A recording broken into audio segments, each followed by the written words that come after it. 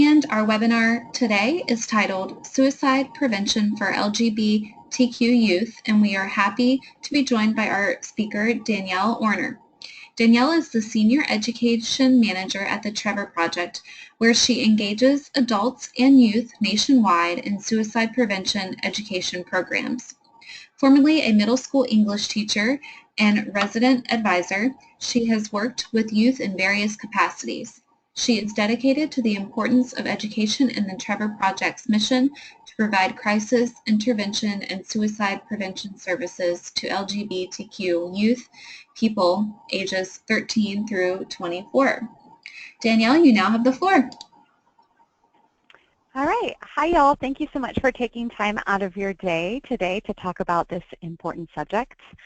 We're going to go ahead and just get right into it so that we can make the best of our time.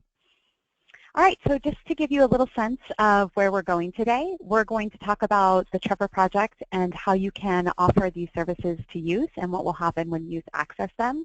We're also going to discuss some of the challenges facing LGBTQ youth in their home, school, and other environments. And we're going to explain some of the risk factors and warning signs for suicide and which ones are specific to LGBTQ youth. And we're going to describe how to respond to a youth who is at risk for suicide and how to connect them to appropriate resources, whether they're resources like the Trevor Project or other resources that we'll also talk about.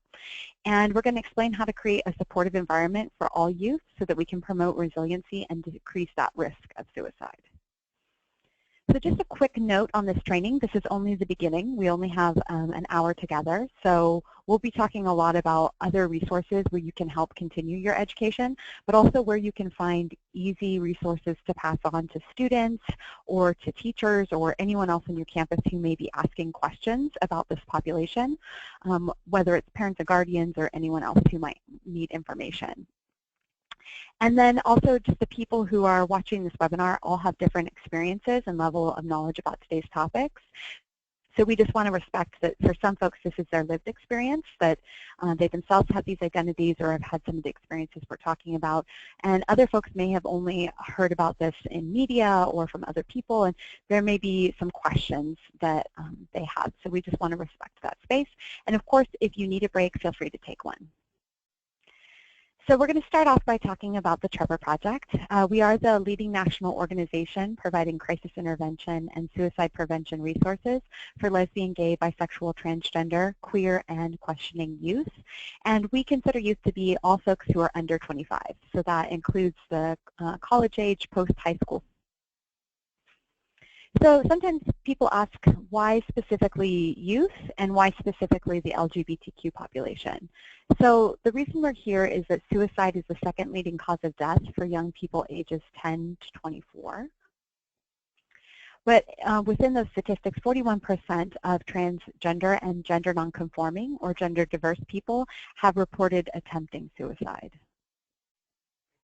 LGBT youth who are 4 times more likely to attempt suicide than their heterosexual peers. Questioning youth are 3 times more likely to have attempted suicide than their straight peers. And LGBT youth who come from highly rejecting families are up to 8 times more likely to attempt suicide than LGBT youth who come from accepting families. So I like to take a moment to pause at this slide to emphasize here that there's nothing about being LGBTQ specifically that makes you at higher risk. It has a lot to do with the hostility in environments. So we're going to talk a lot about how to make those environments safer spaces, especially the school environment and community, so that youth feel supported and are less at risk. And one supported person can decrease an LGBTQ youth risk for suicide by 30%, and that one supported person could be you. So we're going to talk about a few of the services that we offer. The one that most people have heard of when they've heard of the Trevor Project is the Trevor Lifeline. And the Trevor Lifeline is the nation's only 24/7 suicide prevention and crisis intervention lifeline, specifically for LGBTQ youth. Of course, if folks are allies, they can call, and we have lots of other places where folks who are parents or guardians who have questions can also find information about that. So it's available 24/7, and you can see that the number is right there. And the number is also on our website if you go to thetrevorproject.org. there's an easy way to access the Lifeline from that homepage as well. We also have Trevor Chat, and Trevor Chat is a free, confidential, secure instant messaging service that provides live help with non-suicide related crises at trevorchat.org. And that's available every day from 12 to 6 on the West Coast and 3 to 9 on the East Coast. So it's a good resource for youth to use after school. It's also a great resource that youth really feel like it's the way they communicate with their friends. So there tends to be a feeling of more safety than having to pick up the phone and call. Also, we've heard from folks who are gender nonconforming that they prefer to use chat because the risk of someone misgendering them or making an assumption about who they are is lower. And youth also like to use chat because they are less afraid of being overheard than if they make a phone call. So it's a great resource for them to have as well. And we also have Trevor Space, and Trevor Space is a safe, secure social networking site for LGBTQ youth and their allies, and it's designed to decrease isolation and promote resiliency. So this is a wonderful resource because a lot of folks, depending on where they're located, they might not have a lot of in-person resources that they can access. So Trevor Space is one place where they can certainly make friends and connect with folks. It's also a great place for allies who want to be more supportive in the community. And there's all sorts of different forums on the Trevor Space site where folks can ask everything from how do I come out to my parents to how do I ask my crush to prom or any other kind of question that they may have. So it's a great place for youth to talk to each other and provide support and information. And even if folks do have like a Gay Straight Alliance on their campus or do have a lot of in-person resources around them, it's great to still have Trevor Space kind of in that tool belt because if anything happens, maybe they're dating the president of the GSA and now they're broken up, or something like that happens, or for any reason the GSA becomes a space that they no longer can access, or maybe seniors were really responsible for running it and now that they've graduated it's just not as strong a community, or maybe they haven't come out yet and walking into that Gay Straight Alliance can be really stressful and scary for a lot of youth. So it's a great way for them to start making those connections and also to have another resource, another factor that can increase their resiliency.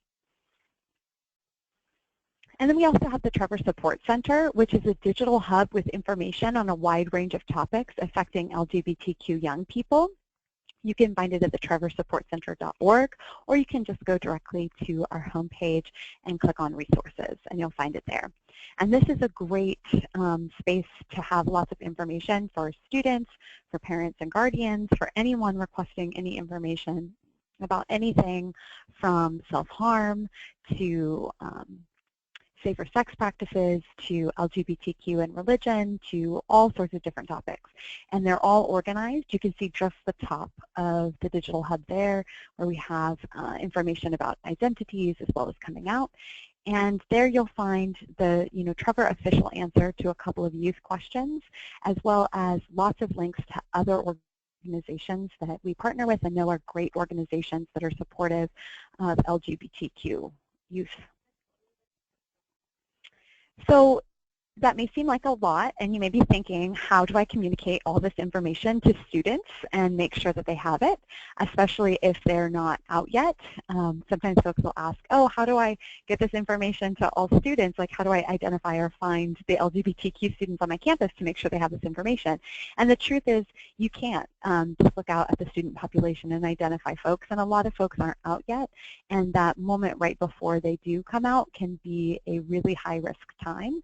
So it's great to have this information displayed in lots of different places so that youth can absorb it as they walk by and know that it's having to take the risk of walking into a counseling office and asking, because that can be really scary for anyone to ask for help, but it can be especially scary to ask for help if you're not sure the person that you're going to talk to is a resource or a safer space or an ally.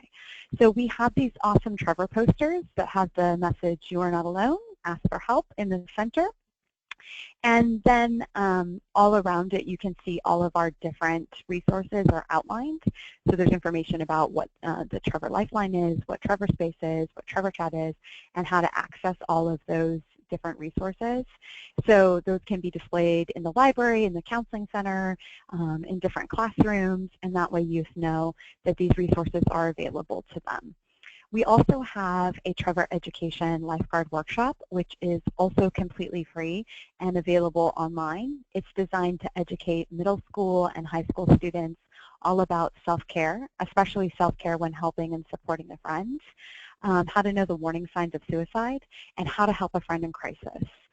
Very often it's the peers or friends of someone who notice some of these warning signs first, or maybe they've even seen something posted on Facebook or on Twitter, and they're concerned about it, but they're not quite sure what to do next, or if it is, a sign, or if it is something that they should be concerned about. So it's a short 16-minute video, and there's lesson plans in different places to pause along the video to check for student comprehension. And that's a great way to make sure that all students have this information about how to help and support friends, and also what resources are available for them even when they're off campus, so over summer, over the winter holidays or spring holidays as well. So you can find that under our education section, or you can also go to the trevorproject.org/lifeguard, and that's also the place that you can request posters that are completely free. You'll just click on the resource, order resources or request resources button, and fill out how many posters you'd like and where you'd like them to be delivered to.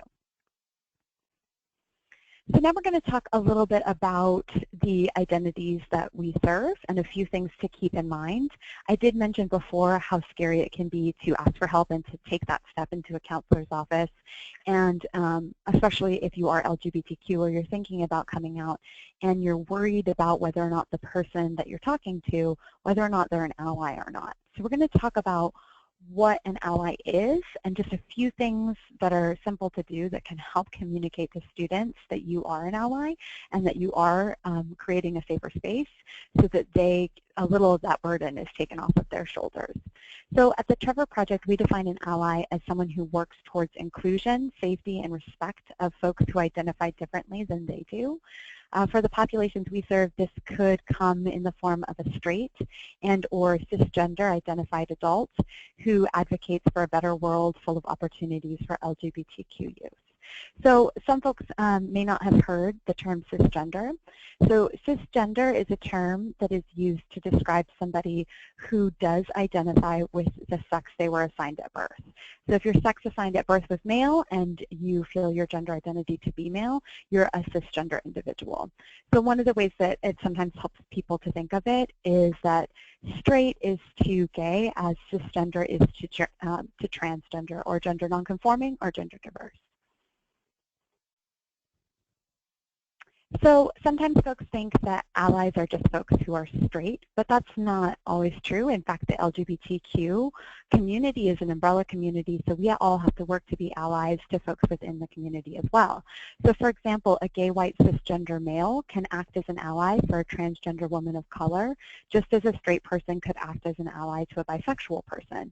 So that's really important to acknowledge and be thinking about, because more and more I'm hearing when I go out and train folks across the country, I'm hearing a lot of questions from GSA advisors about conflicts that's happening within their Gay Straight Alliance, or whatever the name for their club is, such as things like someone is a bisexual student who is the president, and now folks are upset because that person is dating someone of the opposite sex, and so they feel like they don't represent the LGBTQ community as much as they want to. So there can be biphobia and transphobia within the community as well.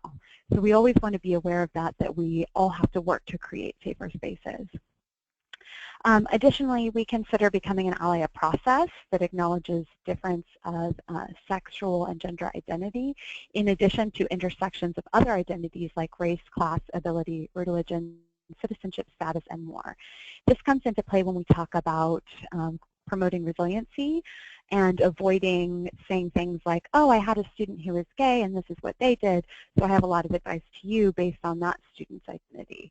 Well, each student is going to have a very different experience based on all of these other categories that create the way that they interact in the world and the way that the world responds to them as well. So that's always important to keep in mind. And just really quickly, before we go into more about promoting resiliency, one of the important things to remember is that sexual orientation and gender identity are two separate but intersecting categories. So sexual orientation has to do with to whom we feel attracted or to whom we have a potential to feel attracted.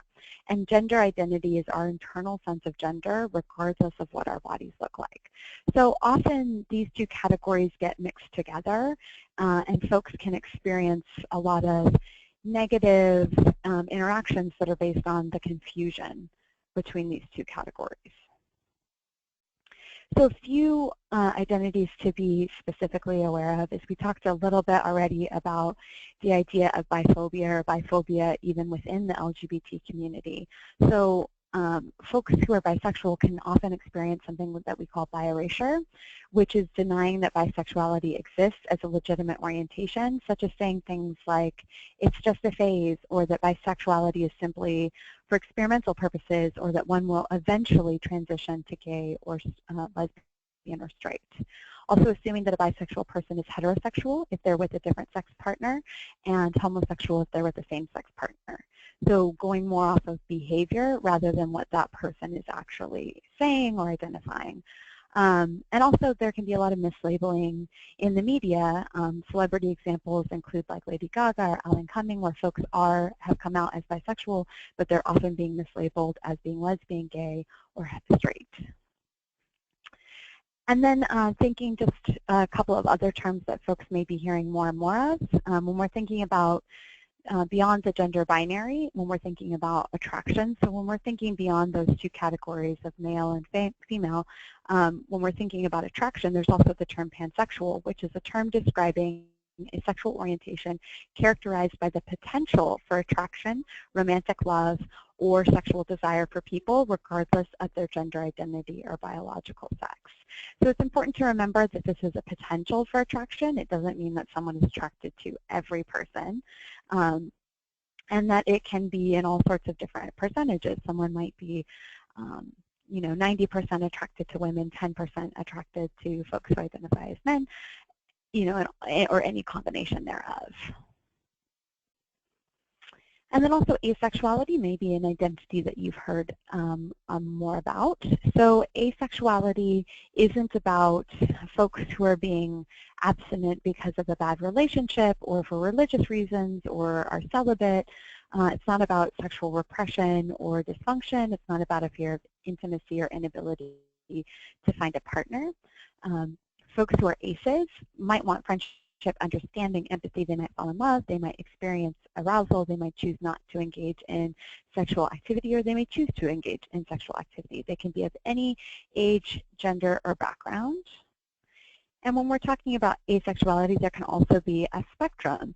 So some folks who identify as asexual do not experience any sexual attraction, but folks who identify as being like gray A might be someone who identifies somewhere between asexual and sexual, or demisexual folks might only experience sexual attraction after a strong emotional bond is established.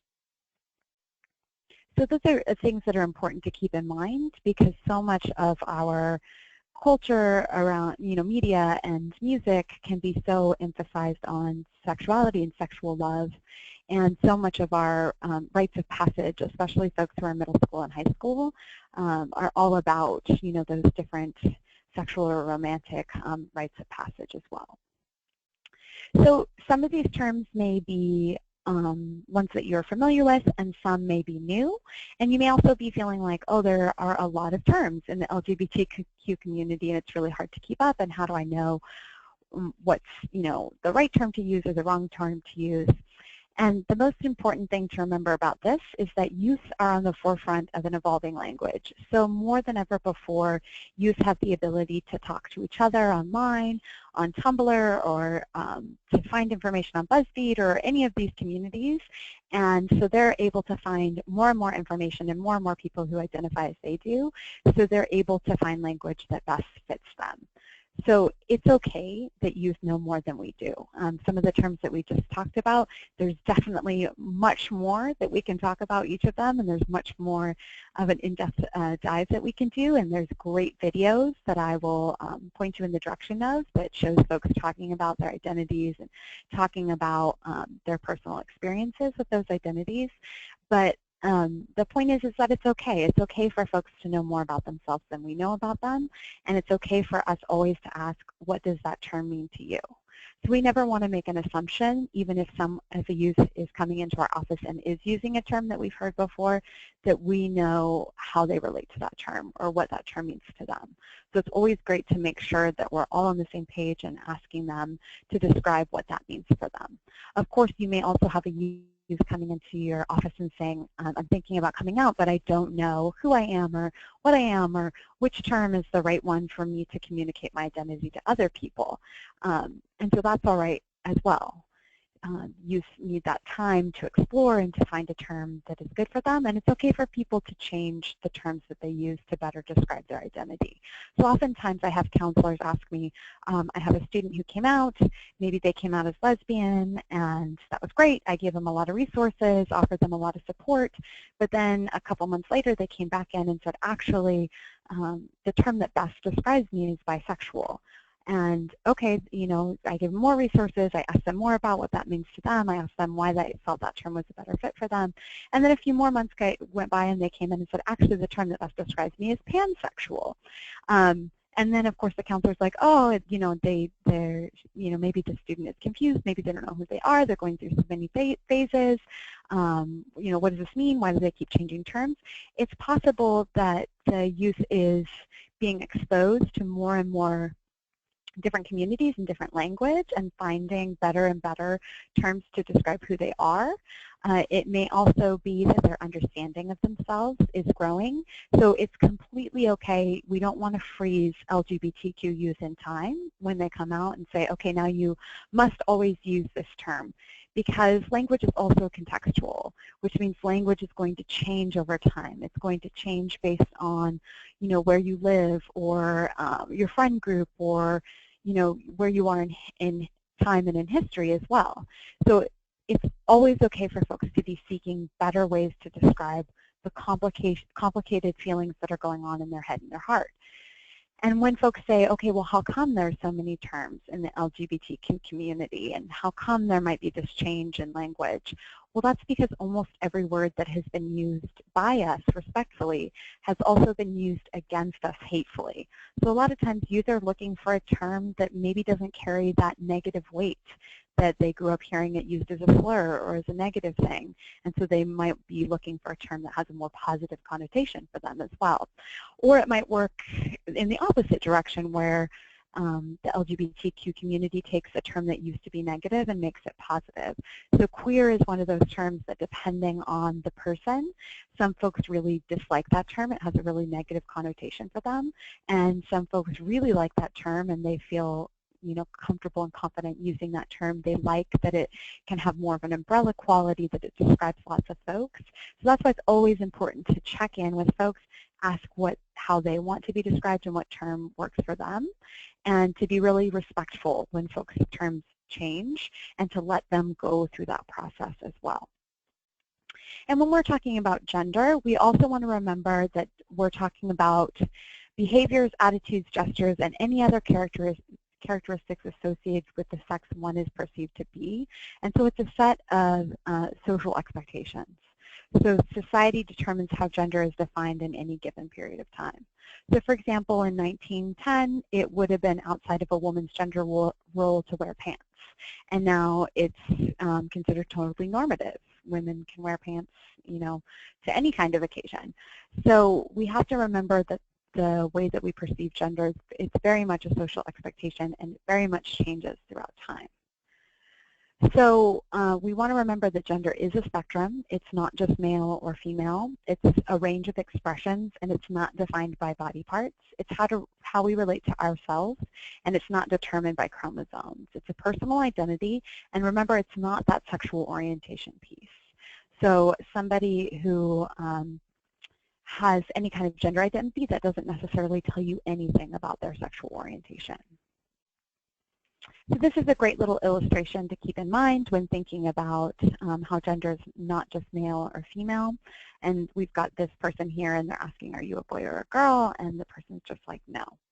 So we just want to remember that gender is less like this, a binary system of male and female, and that we'll have more and more youth who are coming out as genderqueer or gender fluid, or a variety of other options for folks who are gender diverse or gender nonconforming. And so why specifically, I mentioned early on that there are all these negative hostile environmental factors that causes LGBTQ youth risk levels to be higher than other folks in terms of crisis and suicide. So why is that? And you may be thinking that of course it's the outright homophobia and transphobia and biphobia that people can experience. And I do highly recommend taking a look at GLSEN's website. They have an awesome school survey that comes out each year, and they just published the most recent one that lets folks know just what the school environment is like in various areas, as well as how many folks are hearing slurs from staff members, from teachers, from people on campus, and how many are hearing negative comments from other students. But we also want to remember, in addition to those outright negative things that people are intending to be hurtful, there's also a lot of questions that can, be meant as, or where folks don't understand that the way that they come out can be really negative. And when you hear them over and over and over again, it can have a really negative effect. So things like, have you ever had real sex? I mean, since she's with a guy, she's a non-practicing bisexual, so again, that bi erasure. Saying things like, it's just a phase, or are you sure? So folks who are straight and cisgender, they never have to go through the coming out process. So they never, everything in the movies and everything in their community around them is affirming their identity. Whereas folks who are LGBTQ, they do have to go through that coming out process. So when they do finally come out to you, you can bet that they've probably been thinking about it for a really long time and having a lot of stress around it as well, and maybe even have really negative messages that they've heard about it. So to question that, are you sure? Have you tried, dating someone of the opposite gender, or whatever is the comment, it can be really negative, and it can create a space that isn't safe for someone to be able to talk to you. So who's the man in the relationship? You don't act gay, so this can be really negative, reinforcing stereotypes and telling someone they don't conform to those stereotypes. I'm not being homophobic, you're just being too sensitive, or you don't look trans. So talking about whether or not someone, quote unquote, is passing as one gender or another.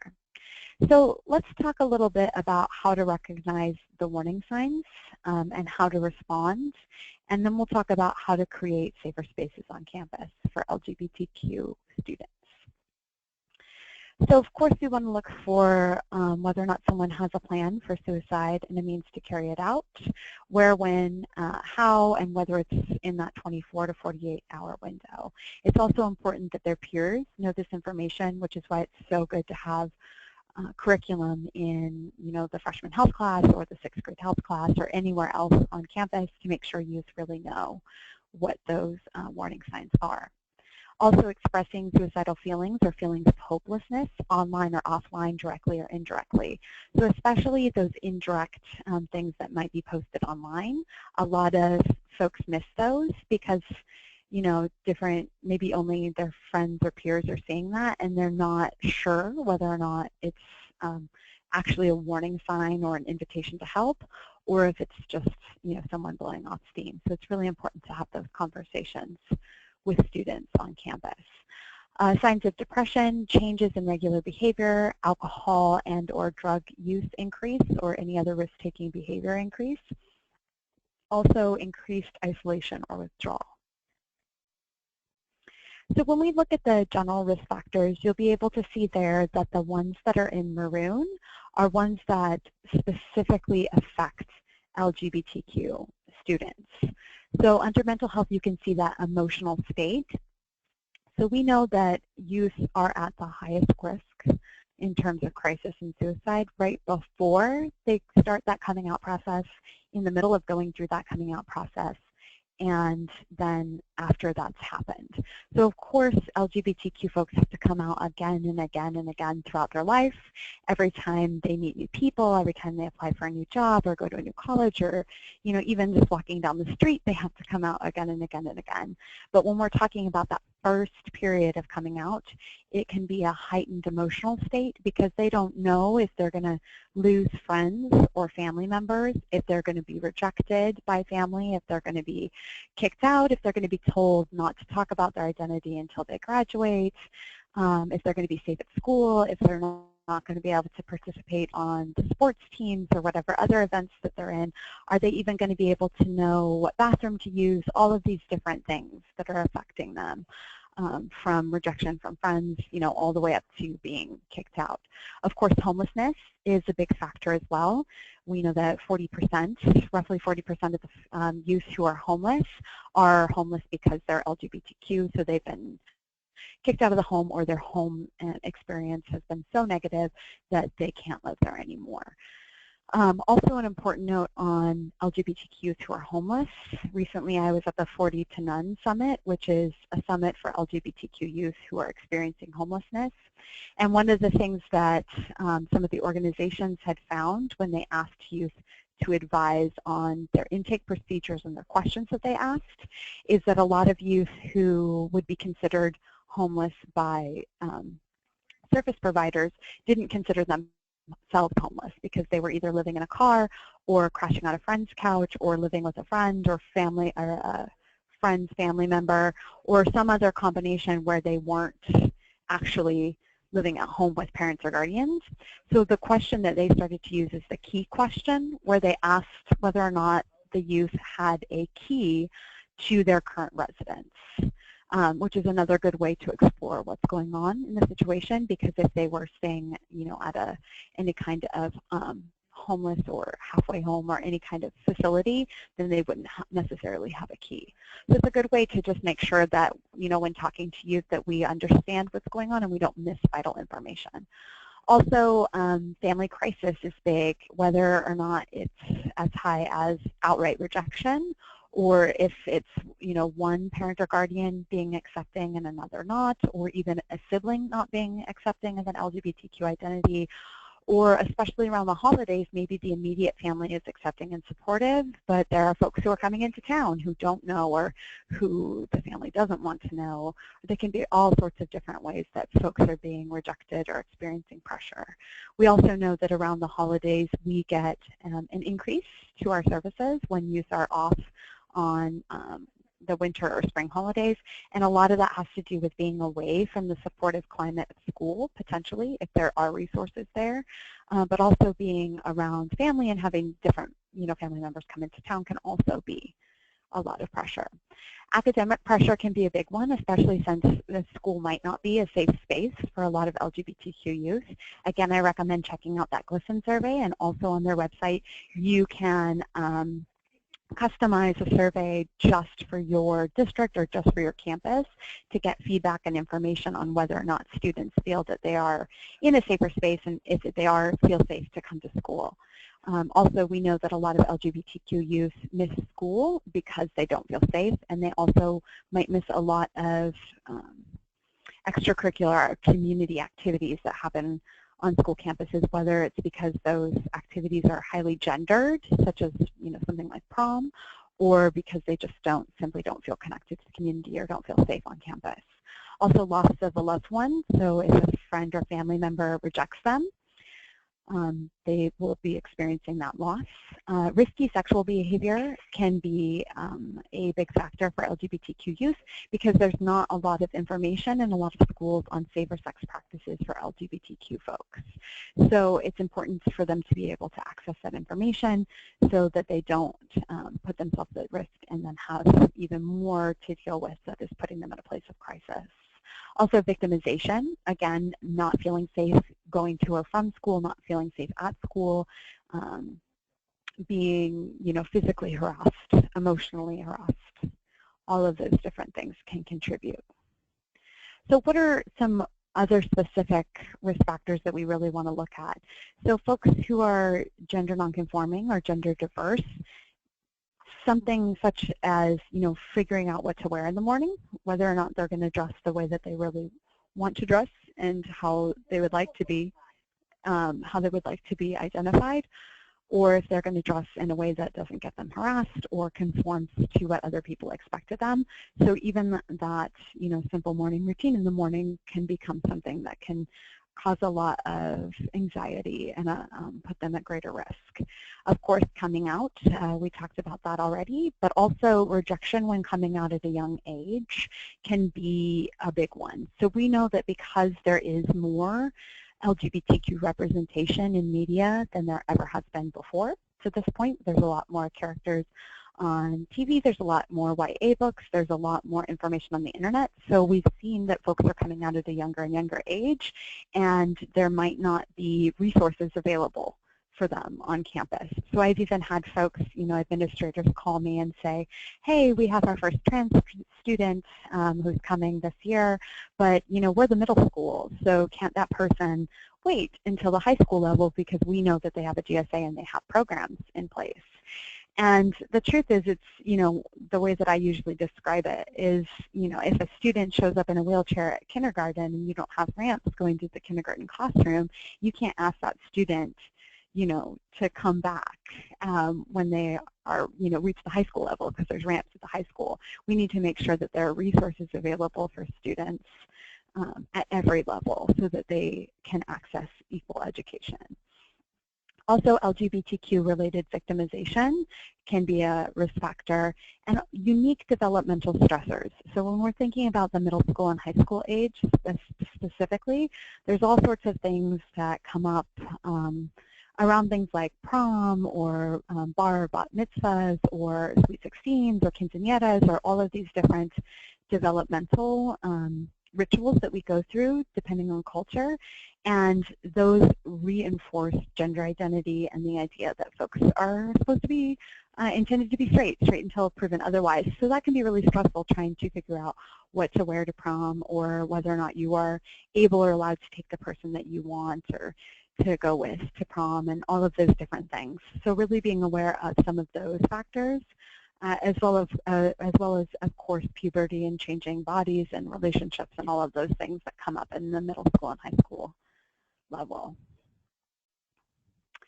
So what should you do if someone is either coming out to you or if you suspect that someone might be at risk for thinking about taking their own life? So listening, validating, and acknowledging. I hear that you say you just can't take it anymore. Asking about suicide or other concerns directly.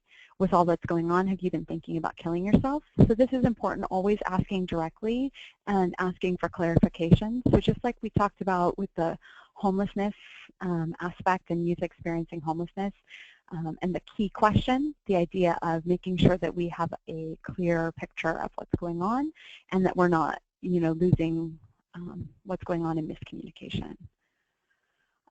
Expressing our concern, your concern, we're going to get through this, and letting them know that you're going to be there for them. Also, when you do ask about suicide or concerns directly, it's important to be careful of how, unconsciously, your facial expressions or the comments that might come out afterwards. So if you ask someone, have you been thinking about killing yourself, and they say no, we want to be careful that we don't say, oh, okay, good, or show relief in our face or, in any way signify that that's the right answer. because the truth is they may not be thinking about it now, but they may be thinking about it 3 months from now. And we've kind of given the indication that the right answer is no. Also, they might not be ready to open up and talk about it directly. They might not feel comfortable talking about it yet. And so we want them to always feel like it's okay to bring that up. So if they do say no, having a response like, okay, I hear what you're saying, just so you know, I'm comfortable talking about that, and you can come to me and we can talk about it at any time. Keeping our questions open-ended and non-assumptive. Again, how would you describe that depression? How would you describe what you're experiencing? What terms do you prefer? Making sure that the youth is the expert on their own life and giving us information about what that experience is, because we can never know what they're experiencing. They always need to be able to communicate that to us. And allowing them to guide that conversation. I'm just here to listen.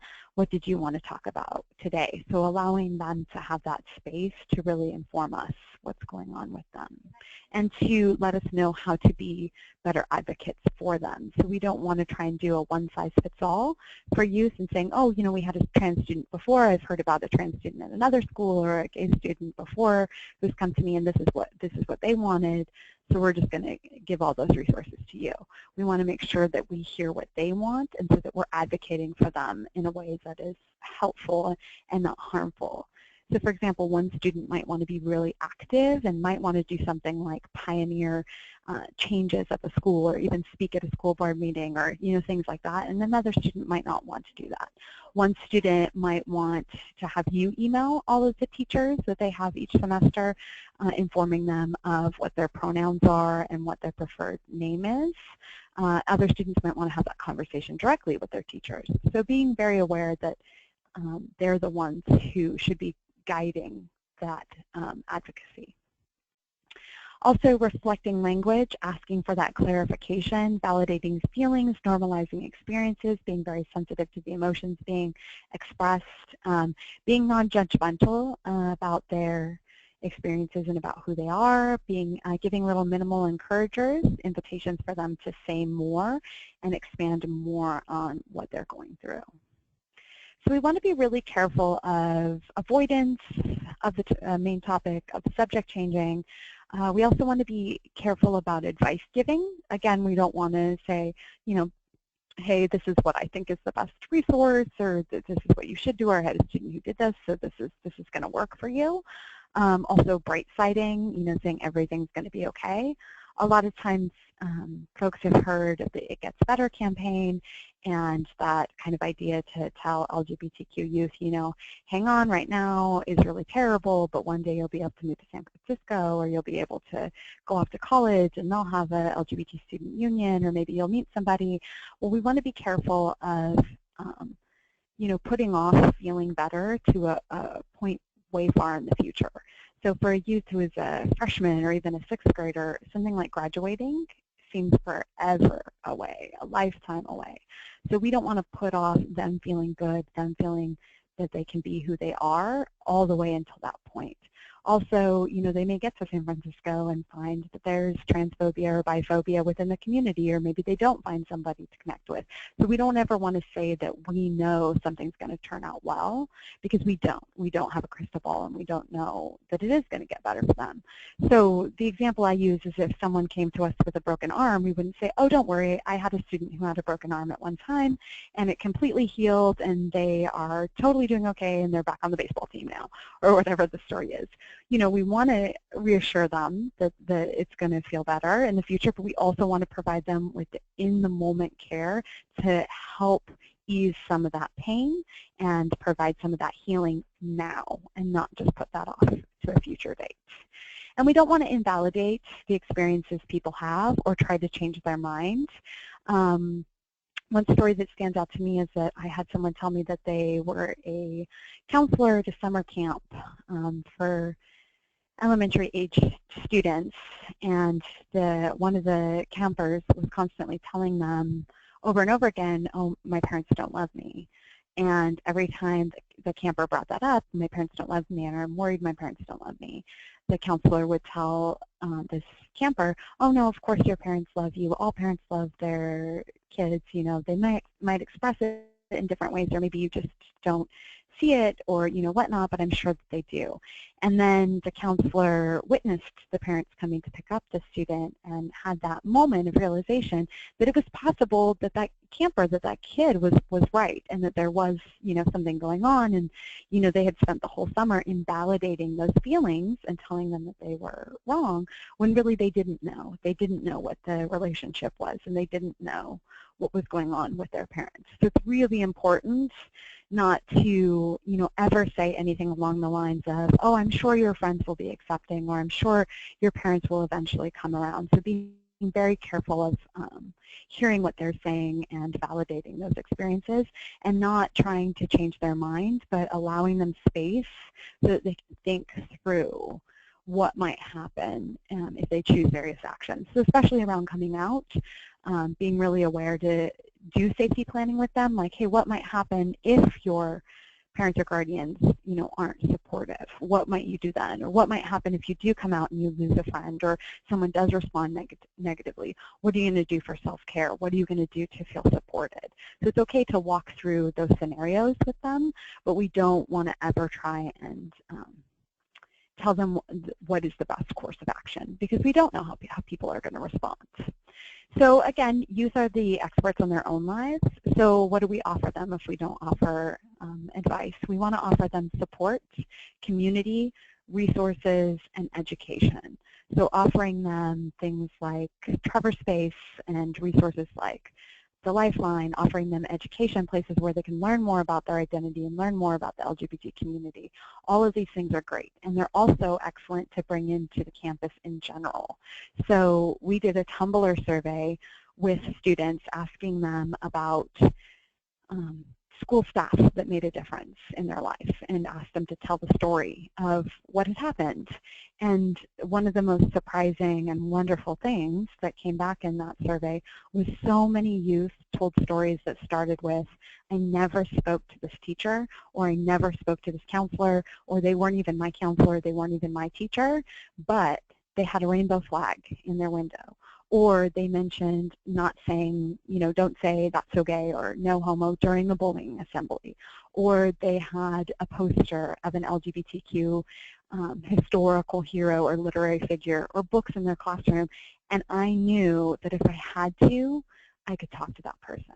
And just knowing that they were there got me through 4 years, or whatever it was. So even those really small things we can do, like putting up the Trevor poster, putting up a rainbow flag, making a bulletin board during LGBTQ History Month, which is October, or during Pride Month, which can be anywhere, May or June, depending on when the Pride is in your community. But having those celebratory resources up, having those LGBTQ books in the library, or having a display in the library that has various YA books that feature LGBTQ characters. All of those things can be really protective factors and help with resilience. So again, when we're talking to youth, we want to use those really open questions so that there is space for them to tell us more about what's going on with them, and we want to avoid some of those directive questions, which may carry an unintentional judgment in them. So things like saying, you don't want that, do you, can carry kind of that negative potential judgment, like there's a right answer, instead of saying, what do you want to do? Or even making sure to, clarify feelings. You sound lonely. Is that what you're feeling? Or help me understand why you're doing that. Or what do you think will happen if you challenged him, as opposed to you might start a fight, or trying to predict what's going to happen. And of course, instead of saying, if my boyfriend were doing that, I'd want him to stop, or this is what I'd want, really making sure that you check in, well, what do you want? Especially since there can be things like unhealthy relationships that can potentially happen, even with folks who are LGBTQ. But we want to be very careful about how we educate and inform them about that, or about what qualities are involved in a healthy relationship, because youth may hear that you're being critical of the kind of relationship that it is. Like you're being critical of lesbian relationships or gay relationships in general, instead of, asking about what they want out of a relationship. Also, with more and more youth who are coming out as poly and maybe dating more partners than one person at a time, or maybe in a relationship with more than one person at a time, we really want to be respectful that we're not being critical of the relationship structure, but that we still want to emphasize that folks should or can be, what does respect mean to them? What does safety mean to them? What does consent mean to them? So some of the myths we want to be careful of is, the first myth is that LGBTQ youth have a predisposition for mental illness. Well, the reality is that LGBTQ youth mental health status is as diverse as the youth themselves. It's all about the unwelcoming and hostile environments and attitudes towards LGBTQ identity that can contribute to negative mental health outcomes. So it's about the stigma in society that can be internalized by stigmatized groups themselves, which may manifest as symptoms of a mental illness.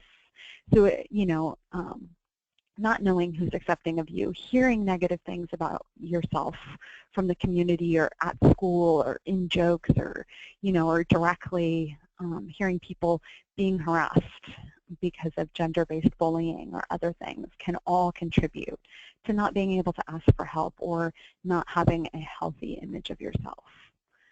So a good way to look at it is this vulnerability chart. So over here we have, under the low vulnerability category, we might have a youth who is straight and cisgender, and of course they have all kinds of stressors in their lives. They failed the test, they went through a breakup, maybe they lost a family member, all sorts of these things that can happen, but they stay below the line of crisis because they have all of these protective factors in place. Maybe they can talk to a coach, maybe they have a strong friend group, or they get positive messages from the media about who they are, what their potential is, or what their future might look like, so they stay under that line. Whereas someone who already has high vulnerability, they're being harassed at school, they don't have resources, they feel uncomfortable using the bathroom at school or don't have access to basic facilities, all of those things create vulnerability. So then when they do come out, or someone does reject them, or they go through their first breakup with maybe the first person that ever validated them for who they are, or maybe the only other person that they know who is out, that can put them over that line of crisis. Another myth that we hear a lot of is that LGBTQ youth attempt suicide because of bullying in schools. And the reality is that suicide is a complex issue, and it can't be distilled into a simple casual relationship with bullying. Bullying does contribute to a negative environment for all youth, and it can be a triggering event or chronic issue for LGBTQ youth, so that victimization is definitely something that can be a chronic issue. But many issues, including bullying and existing mental health conditions, can serve as contributing factors for an LGBTQ youth suicide. And the reason this is so important is that often schools will come to us and ask just about how to put in a anti-bullying campaign, or how to have anonymous reporting, or all of these other things that are just focused on bullying. But that's not the only factor that you can work on to make sure that a school has a lot of that a school is a safer space, and that the school has lots of resources for LGBTQ folks. Also, a lot of times, no tolerance bullying policies can sometimes end up punishing the person who's a victim of chronic bullying, who then retaliates after months of, being harassed, and then they themselves might be expelled because, they, fought back in some way. So we want to be advocates for having a safer space, having safer spaces on our campus, and being inclusive, and not necessarily just focusing on, punishing people who are bullying. So what are some of those ways that we can promote resiliency and create safer spaces? So general protective factors are, of course, things like easy access to culturally competent and effective clinical care. And we'll talk about where you can find LGBTQ competent clinical care for your students who are asking questions about that. having restricted access to highly lethal means of suicide, having strong connections, having artistic or athletic or academic talent recognized and given a place to foster that. So sometimes we forget that when we're doing LGBTQ resiliency. We might be focusing, just on rainbow flags or just on all of that stuff, but we also want to emphasize that being LGBTQ is just one portion of your personality, and there's all sorts of other things about you that make you uniquely you and that deserve to be celebrated and fostered and supported. And then, of course, also skills in problem solving. So being able to go through those various scenarios and thinking, what will I do if things turn out unexpectedly or something goes wrong? Some LGBTQ specific protective factors include having family, community, and school support. That's huge. Being able to see the signs that a school is not just supportive, but is actively supportive in terms of like bulletin boards or celebrating LGBT holidays or having books on LGBTQ heroes up or posters is always huge.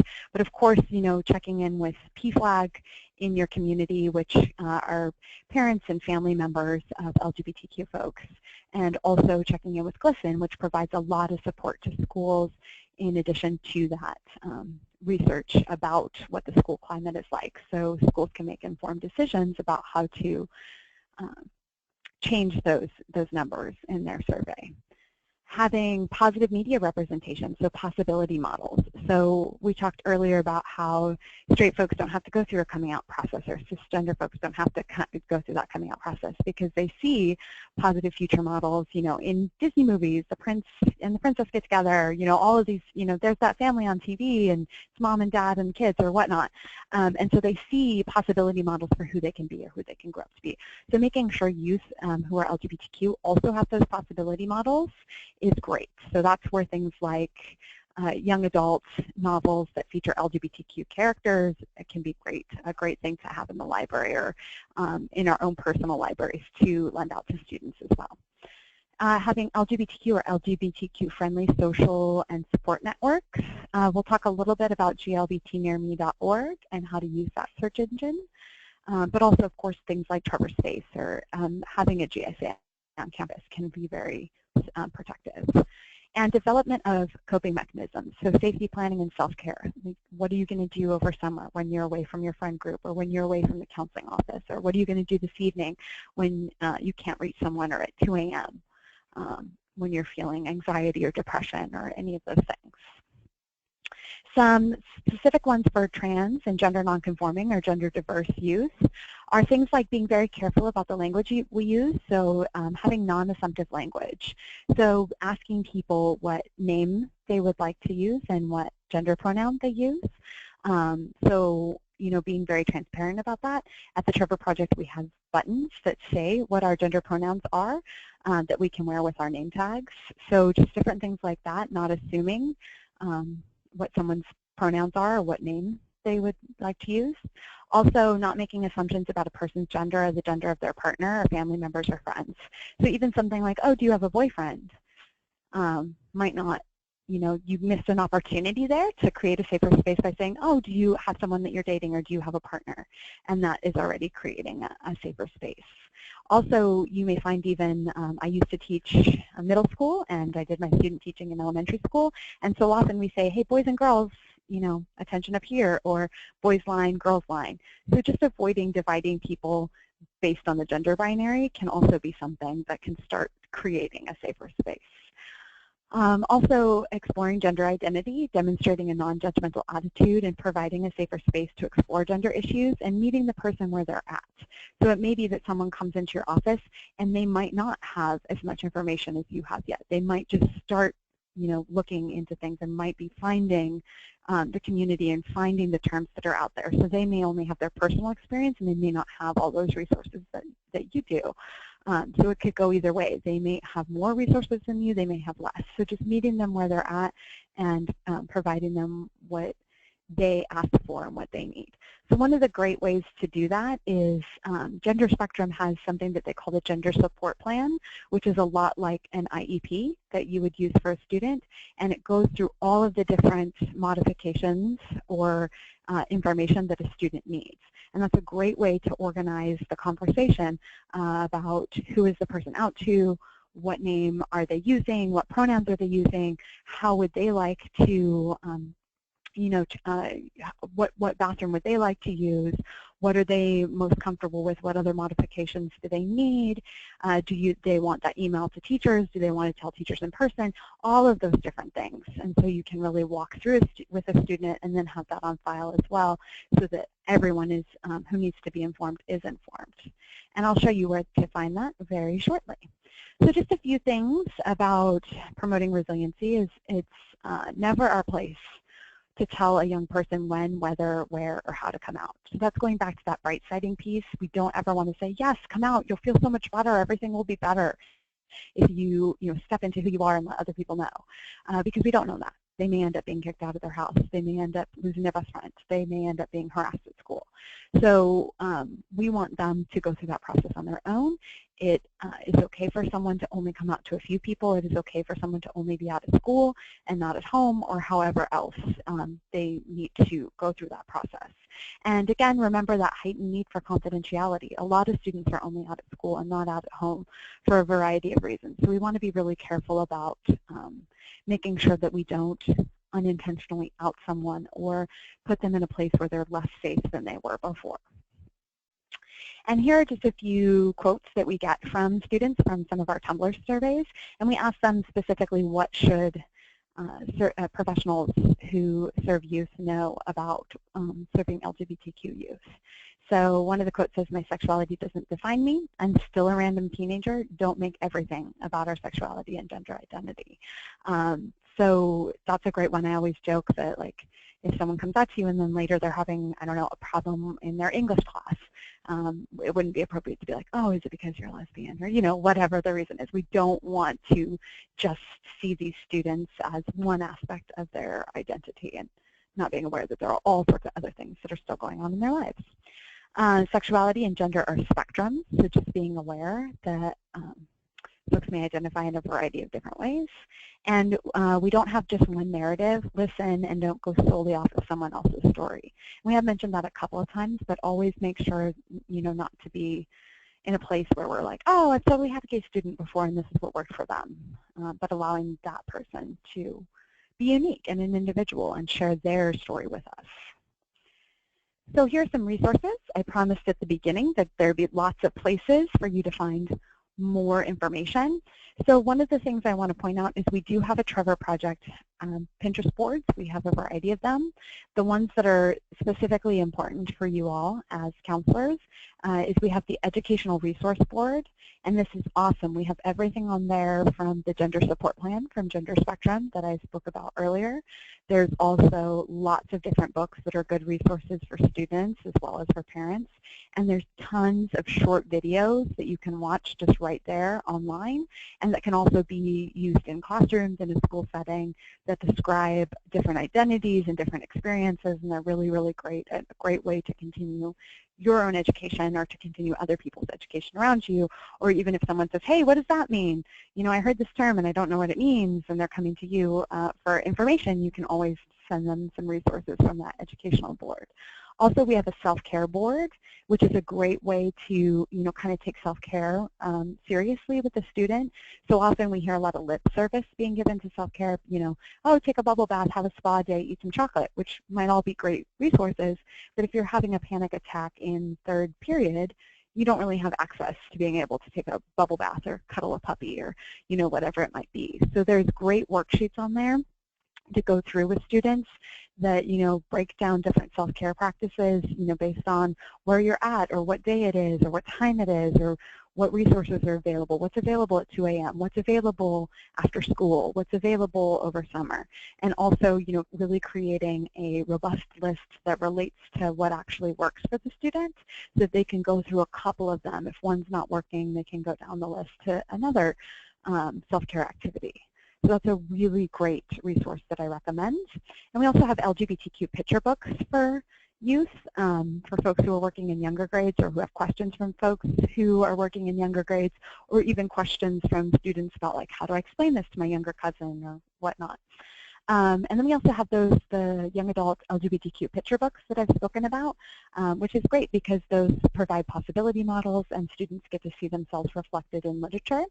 That GLSEN survey that you can check out also talks about how schools that have LGBTQ related curriculum in the classroom see a dramatic decrease in the amount of slurs and bullying and harassment that happens in the hallway, which makes sense. The more you know about an identity, the more you can empathize with folks, the less likely you are going to be, using those negative words in the hallway. So those are a great way, whether they're in the library or whether they're recommended to teachers or whether they're there for folks to do book reports on. That's a huge protective factor. Oh, and we also have, just real quick, the LGBT History Month has a great little printable little posters that you can make if you do want to make like a little bulletin board or something like that around LGBTQ History Month. And also on educational resources, there's a link to LGBTQ heroes that are selected every year, one for each day of the month. So that's really cool too. And then glbtnearme.org, when we're talking about that competent care, that culturally competent care, you can enter your zip code, enter how many miles the student is able to go, and then you can search in your area to see if there's any family therapists or any folks, any resources from faith-based resources or faith-based community resources or all sorts of different things, PFLAG chapters, things that are available on college campuses, anything that's in the area that has been registered there will show up. So it's a great way to check out in-person resources in your area. And of course, there's always Traverse Space and Traverse resources that are available to everyone. And then we talked a lot about that coming out process and how students may be thinking about what might happen as they're going through that first coming out process. So this is an online guide that you can find under thetrevorproject.org/u, and you can find this whole digital guide on walking someone through those steps, or if they come to you and say, I'm thinking about coming out, should I come out? What is going to happen if I come out at school? Or what is going to happen if I come out at home? This helps support them in thinking about all of those different outcomes. And it also makes sure that they have a self-care and safety plan in place and that they're thinking about what resources are available and also what their interests are, what their dreams are, and really thinking of themselves as a whole person and not just this one factor or two factors of their identity. And then there's the gender unicorn that you can print out as well. It's under our educational resource Pinterest board. And this is a great way to educate all folks on your campus about all of these different categories that we've talked about. As you can see, it kind of reviews some of the things we talked about in the beginning. You've got gender identity, which is the rainbow that the unicorn is thinking about. And I just want to point out, too, that you can see these spectrums are kind of broken down so that folks don't have to be just in the middle or just moving one way or another way. You can plot yourself as 100% or 0% on each of these separate parts. And so you don't have to be like, oh, I guess I'm, moving somewhere towards the middle. You can say I'm 100% female, 100% male, 100% other if that fits who you are. And then we also have gender expression, which you can see are those little like teal dots on the outside of the unicorn, which is how you communicate that gender to other people. And then we have sex assigned at birth. And then also just one other thing to point out, sexually attracted to and romantically and emotionally attracted to are separated out into two little hearts. And that's so that folks who are asexual but still have romantic or emotional attraction to folks can chart themselves out. So they may be attracted to men, women, and other genders on a romantic and emotional level, but not on a sexual level. So that gives them an opportunity to have their identity recognized in that chart. All right, and we're going to go ahead and take some questions now. And my information is right there if you have any trouble finding any of these resources and want to reach out to me to find them, or if you have any specific questions that we don't have time for today, you can also email me and I will get back to you. All right, thank you so much, Danielle. And first, I wanted to point everybody to the handouts tab of the GoTo webinar panel on the right-hand side of your screen. I forgot to mention that. in the beginning, but the handout for this presentation is listed there. So if you'd like to take advantage and download that, please do so now before we end the webinar. And I actually don't see any questions that have come in. So if you'd like to get a question in within in the next minute or so, please do so. And then other than that, I'd like to thank Danielle for the presentation. It was great, very informative, and thank you everyone for attending today. And we'd like for you to join us for future webinars that we have this year. We have several scheduled for the next upcoming months, so please take advantage of those. You can find those on our website, schoolcounselor.org/webinars. And let me just double check and make sure. Oh, we do have one question in here. Okay, where is the handouts tab? So on the right-hand side of your screen, you should see a menu come up for GoToWebinar, and you should see some options there, audio, dashboard, and then one of them should be handouts. So, and then there's a hyperlink that you can click on and download. Okay, we did have one question that came in. Danielle said she tours the country. Can you explain more? Oh, certainly. Sometimes I do in-person trainings if a district is interested in providing that for all of their staff.